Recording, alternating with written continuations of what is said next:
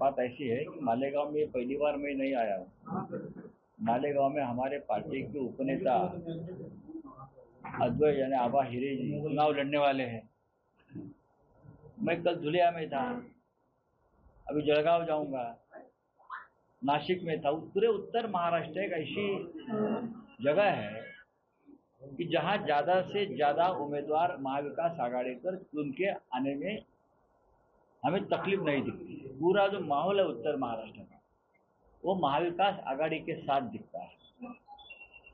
उसमें मालेगांव भी इस बार मालेगांव के आमदार जो है वो हमारे आबा हिरे होंगे। आप देखिए, शिवसेना के आमदार होंगे, महाविकास आघाड़ी के आमदार होंगे।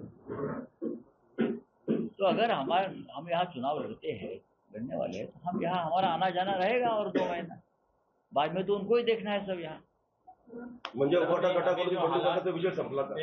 मला माहित नाही तुम्ही काय म्हणताय, बोलिए। अभी जो हालात महाराष्ट्र में और पूरे मुल्क में बनाए हैं, जानबूझ के दंगा हो जाए, हुजूर सल्लल्लाहु अलैहि वसल्लम के नाम को ये करना। देखिए, दंगा देश भर में दंगे करना, जहां चुनाव है उससे पहले दंगे करना, यही एक कुछ लोगों की एक स्ट्रैटेजी रही है। हम लोग मानते हैं कि इस देश में डेमोक्रेसी है, लोग आपको चुनकर देते हैं 5 साल के लिए। आप 5 साल विकास करिए, लोगों के काम करिए, देश की सुरक्षा करिए और उसके ऊपर मत वोट मांगिए। लेकिन 10 साल का अनुभव ये है कि सब हिंदू मुसलमान करना, जात और धर्म के आधार पर दंगे करना और बाद में ये खतरे में, वो खतरे में, वो खतरे में, हिंदू खतरे में। अरे आप तो इतने बड़े हिंदू हृदय सम्राट बने हैं ना अभी, तो हिंदू कैसे खतरे में आ सकता है? उसका मतलब है आप नकली हिंदू हृदय सम्राट, आप नकली हिंदुओं के नेता। तो आपके राज्य में अगर हिंदू खतरे में है तो आप इस्तीफा दे दीजिए, हम देख लेंगे क्या करना है। वहाँ बोला आपला काय प्रश्न आहे? मालेगावला बंडूकाचा विषय संपला म्हणजे काय असं? कुठे? आमच्याकडे काही त्यांनी उमेदवारी, म्हणजे ते कुठल्या पक्षात आहेत बंडू काका? तुम्हाला दिल्लीला भेटले, तुम्ही मला नाही भेटले। कोणाला भेटले? हा, मला हा, त्यांचे चिरंजीव मला आता त्यांचे चिरंजीव मला भेटले, त्यांच्याबरोबर कार्यकर्ते होते, त्यांनी माझ्यावर फोटो काढले, त्यांचा एक कार्यक्रम झाला, त्या कार्यक्रमाचे फोटो दाखवले। पुढे काय उमेदवारीबद्दल बोलतो? पण त्यांनी उमेदवारी मागितली आहे का? हो, ते बोलले। कोणत्या पक्षात आहेत? दिल्लीवर आल्यानंतर आता ते कोणत्या पक्षात आहेत तुम्हाला माहिती आहे का? मला माहिती ते शिवसेनेत आहेत का आणि असू ते कोणत्या शिवसेनेमध्ये आहेत? त्यांनी आपली भेट घेतल्यानंतर असं सांगितलं पत्रकार, मला ते तुम्ही जे म्हणताय ते फोटो देखील त्यांनी सांगितलं, मला ते होतो उद्धव बाळासाहेब ही जी पत्रकार परिषद तुम्ही बोलवली ती या एका व्यक्तीसाठी बोलवली नाहीये। नंबर 1, ते बंडू काका बच्छाव दिल्लीमध्ये आले होते अचानक आले। ते म्हणाले मी बंडू काका बच्छाव, मी मालेगावातून आलोय आणि मी इच्छुक आहे। त्यांचं म्हणणे आम्हाला बोलवण्यात आलं? अजिबात नाही। दिल्लीमध्ये कशाला कोण बोलले? 2दा मालेगावचे मुख्यमंत्री यांचा दौरा। अहो, दिल्लीमध्ये आमची तिकीट फायनल होत नाहीत। आमचे पक्षप्रमुख हे मुंबईत राहतात, मातोश्रीवर असतात, सगळा महाराष्ट्र मातोश्रीकडे जातो। दिल्लीमध्ये शरद पवार साहेबांच्या पार्टीची तिकीट कन्फर्म होत नाही, दिल्लीमध्ये शिंदे गटाची तिकीट कन्फर्म होत, दिल्लीमध्ये अजित पवारची तिकीट कन्फर्म, कारण त्यांचे बॉसेस दिल्लीमध्ये आहे, आमची नाही। आमचे शिवसेना पक्षप्रमुख हे मुंबईला आहे, त्यामुळे आमचा संपूर्ण काम पक्षाचं मुंबईतून चालतं। आरक्षणात 50% जी मर्यादा आहे ती राज्यसभेत लोकसभेत वाढवणार असं राहुल गांधी म्हणाले। जर हा आरक्षणाचा मुद्दा संपवायचा असेल महाराष्ट्रात तर तामिळनाडूचा जो फॉर्म्युला आहे किंवा तामिळनाडूचं जे पॅकेज आहे 50%च्या वर त्याने आरक्षण दिलेलं आहे आणि ते टिकलेलं आहे। आणि त्यासाठी या राज्याचे मुख्यमंत्री जे खोटं बोलतायत रोज, या राज्याचे 2 उपमुख्यमंत्री रोज खोटं बोलतायत आणि सगळ्यांना हळद लावत सुटलेले आहेत। हां, तुलाही देतो, तुलाही देतो, तुलाही देतो, त्यांच्या हातात काही नाही आहे। हा विषय नरेंद्र मोदींच्याच हातामध्ये आहे, केंद्र सरकारच्या हातामध्ये आहे, पार्लमेंटच्या हातात आहे।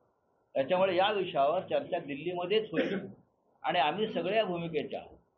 जे राहुल गांधींनी सांगितलं, जे परवा माननीय शरद पवार साहेबांनी सांगितलं की आरक्षणाची मर्यादा वाढवून हा विषय संपवायला पाहिजे. महाराष्ट्रात- शिवरायांची जी विचारधारा आहे ती काँग्रेसची विचारधारा आहे असं राहुल गांधी म्हटलं. मग शिवरायांची विचारधारा ही राष्ट्रहिताची विचारधारा आहे. त्यांनी एक राष्ट्र घडवलं.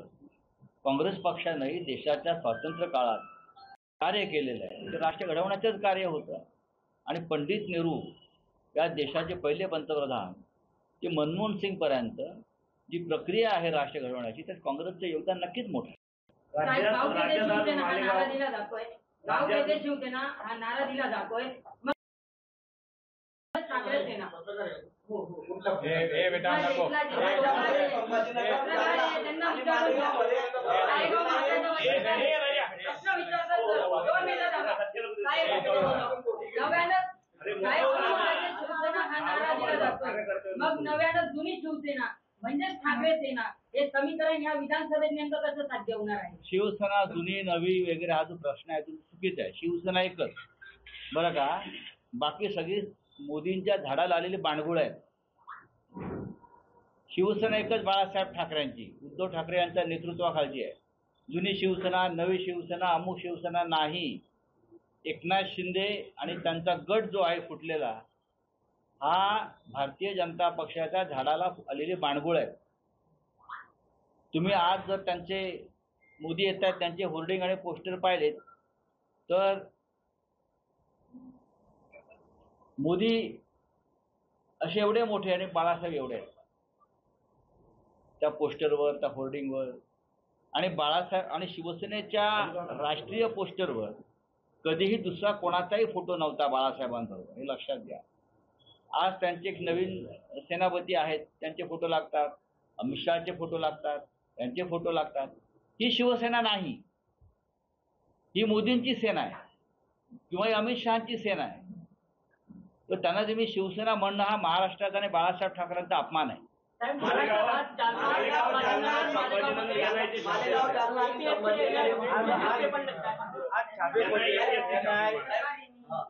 मालेगाव, जालना आणि औरंगाबाद मध्ये आज एनआयचे छापे पडलेले, काय सांगाल? निवडणुका आलेल्या आहेत, आणि निवडणुका आल्या की अचानक राष्ट्रीय सुरक्षेला धोका निर्माण होतो. निवडणुका आल्या आणि भारतीय जनता पक्षाला पराभवाची भीती अस्वस्थ करू लागली. त्यांची झोप उडाली पराभवाच्या भीतीनं की असे छापे पडतात, असे अनेक प्रकरणे निर्माण केली जातात. आणि मला माहीत नाही कुठे छापे पडले काय. मग राष्ट्रीय सुरक्षेला धोका निर्माण होतो. तुम्ही काय करताय 10 वर्ष? काय करताय काय? निवडणुका आल्या की किंवा स्वातंत्र्य दिनाचा दिवस आला, प्रजासत्ताक दिवस आला की अतिरेकी पकडले जातात. दिल्लीच्या रस्त्यावर 10 अतिरेकी पकडले जे घातपात करायला आले, त्याच दिवशी पकडतात. आता निवडणुका आल्या की मग काय छापे पडले, छापे टाकायचे आणि वातावरण बिघडून टाकायचं. हे आता याला लोक कंटाळलेले आहेत आणि त्याचा बंदोबस्त जनताच करेल. ये राष्ट्रीय से जुड़ा हुआ मुद्दा है सर, ये राष्ट्र की सुरक्षा से जुड़ा हुआ मुद्दा है. एनआईए के छापे, फंडिंग है, टेरर है, तो इसको यानी इलेक्शन से पहले किया जाता है, यानी वो लोग मजाक कर रहे हैं या फिर? मैंने कहा कि जब चुनाव आता है और चुनाव में हारने का डर पैदा होता है तो अचानक राष्ट्रीय सुरक्षा का मुद्दा सामने आता है. सामने बार बार थे, बाद में अचानक चुनाव के बाद मुद्दा गायब हो जाता है. क्या होता है, कहाँ जाते हैं ये छापे वाले, किसी को पता नहीं होता.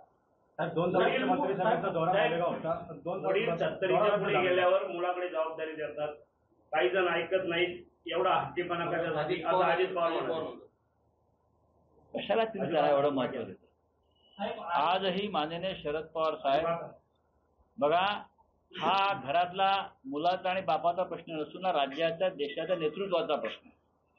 मग हे जे हा सल्ला आहे अजित पवारांनी मोदींना द्यावा.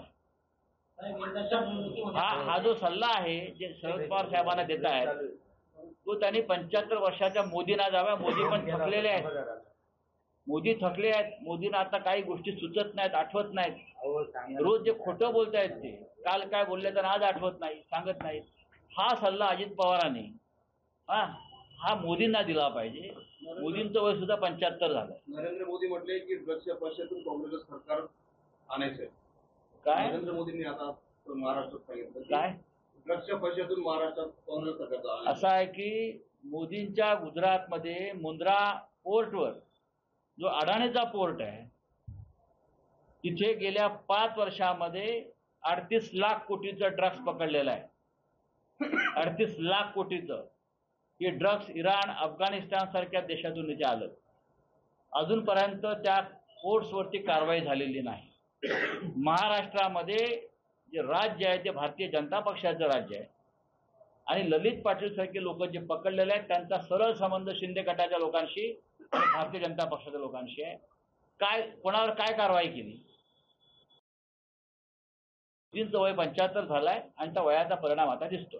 ललित पाटील म्हणजे आता ललित पाटील आणि कुणी भाभी आतापर्यंत फक्त अटक झाली, एवढं रामायण झालं, पण पुढे काही कारवाई होत नाही. मी तेच तर म्हणतोय ना, जर खरोखर तपास झाला तर कॅबिनेट मधल्या अनेक मंत्र्यांपर्यंत याची सूत्र जातील, धागे जातील. एबीपी माझा, उघडा डोळे बघा नीट.